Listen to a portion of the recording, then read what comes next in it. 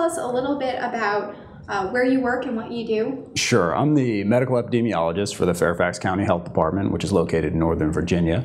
And as the medical epidemiologist, I'm responsible for managing the unit that does all of the disease surveillance for communicable diseases and all of the outbreak control related to those diseases, and of course is involved in implementing prevention and control measures related to situations that related to vaccine preventable disease outbreaks and cases. So important work in our community. Can you tell us, why are we seeing outbreaks of diseases across the U.S. and most recently here in Virginia in Floyd County? There are many reasons why we're starting to see an increase in certain vaccine preventable diseases. And I should say that in Virginia, which is where my work is, in Virginia we're seeing an increase in some diseases, and we're actually seeing a decrease in the vaccine preventable disease outbreaks for other diseases. For example, varicella, because of the relatively recent introduction of varicella vaccine, we're seeing fewer outbreaks of disease. However, for some diseases, and I'm thinking particularly of pertussis or whooping cough and measles, we are seeing an increase in the number of vaccine preventable disease outbreaks with those diseases.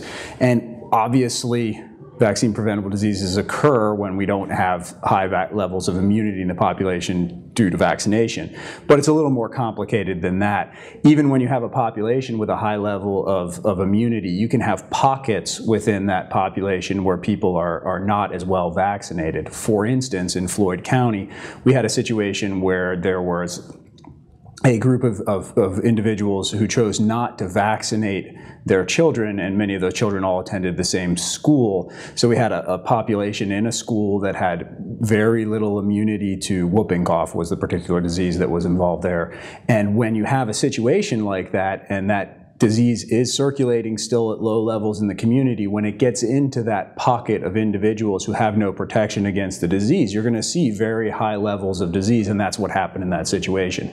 So that's one issue, is people not being vaccinated, based on their own decisions not to do so. There's also situations where even those who choose to be vaccinated will develop disease. Vaccines are not 100% effective. They prevent disease in most people most of the time, and they're very, very good. But even with vaccination, we do see what we call breakthrough disease, which is disease in an individual who's already been vaccinated against that particular disease. And so we see some of that, and there are reasons why we might see vaccine breakthrough disease, and some of that has to do with potentially waning immunity. You get the vaccine, and you have very good protection in the beginning, but over time that protection wanes. We also might have situations where there's a shift in the organism that the vaccine's protecting against, so the bacteria or the virus changes a little bit, and that vaccine isn't protecting as well against the things that are currently circulating. And we're constantly working to try and identify those changes and shift vaccines and schedules as appropriate, but we're still going to see breakthrough disease even when we do a really, really good job of doing that. The third reason is that some diseases that we have done a very good job of limiting here in the United States are still very prevalent in other parts of the world. So for instance, and the primary example of this is going to be measles. Measles is a disease that we no longer consider to be sort of in circulation in the United States. However, people in many areas of the United States travel regularly back and forth to countries where it is considered to be, just part of the landscape, and they come back and they bring it back with them. And if they come back and they only have contact with people who are already immunized, we don't see a lot of further cases within the United States. But sometimes they come back, and if they find a population like that one I was discussing in Floyd County, we could have a big problem, and then we get an outbreak, and that's where we end up. So one of the key things in terms of preventing these things, of course, obviously, is just vaccinating our own population, but also making sure that individuals who are traveling overseas to areas where these diseases are more common are well vaccinated, prior to leaving. And that might even mean vaccinating little children earlier than we normally would for certain diseases. For instance, measles, we would vaccinate as much as 6 months earlier than the 1-year dose that we normally do. You never know what you'll get, I guess, in an airport or meet in an airport, and it may be a disease. And so absolutely. Really important message. Thank you. The second question is, and it's a wide range question, but how can we stop the spread of disease? Well, I mean, obviously vaccine preventable diseases, the key is getting people vaccinated. Well, that's one aspect of it.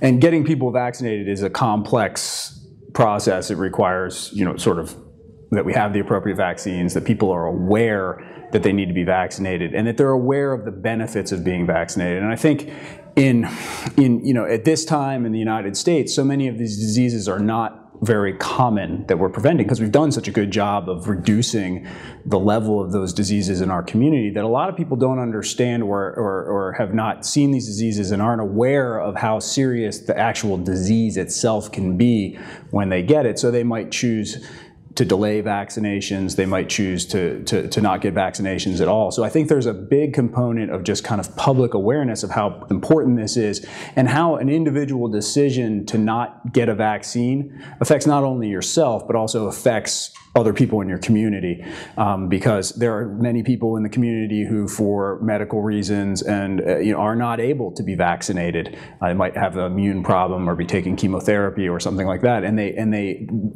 by vaccinating everyone else in the community, we create sort of a protective cocoon around those people and we keep them safe. So there is a sort of community effort that has to be involved in this, and I think making people aware of that is a key component to the success of any vaccine program.